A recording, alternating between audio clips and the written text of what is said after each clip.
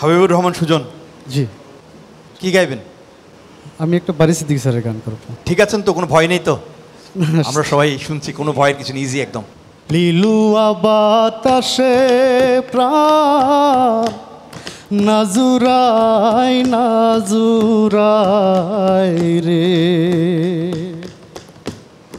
একা ঘরে ঘুমাসে না, একা ঘরে ঘুমাসে না, শুইলে বিছানায় রে প্রাণ নাজুরাই নাজুরাই রে। আচ্ছা সুজন, আমার কাছে কেন জানি মনে হচ্ছে আপনি গলা একটু চেপে গাইছেন,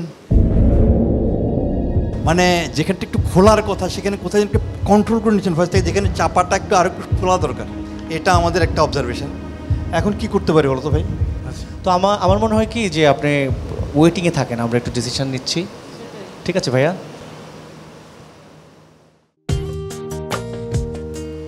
ইমতিয়াজ আহমেদ তাজ, জি। কি করেন আপনি?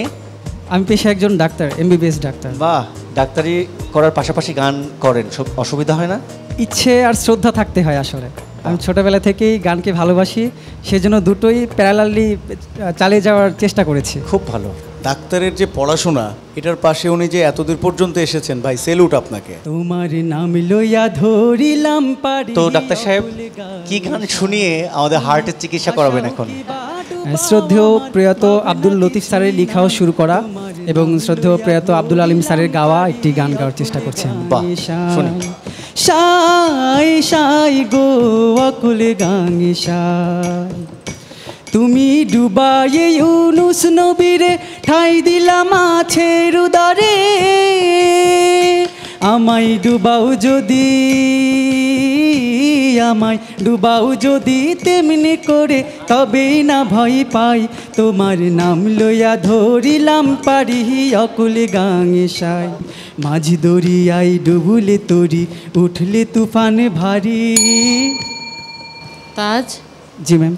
ডাক্তারি পেশার পাশাপাশি তুমি যে লোকগান গাইছো এবং বাউল গানকে ধারণ করছো, এর জন্য আমরা সবাই তোমার পিতামাতাকে এবং তোমার শিক্ষককে আমরা শ্রদ্ধা জানাই। অনেক ধন্যবাদ। তো আমরা তোমার রেজাল্টটা একটু পরে জানাচ্ছি, একটু ওয়েটিংয়ে থাকো।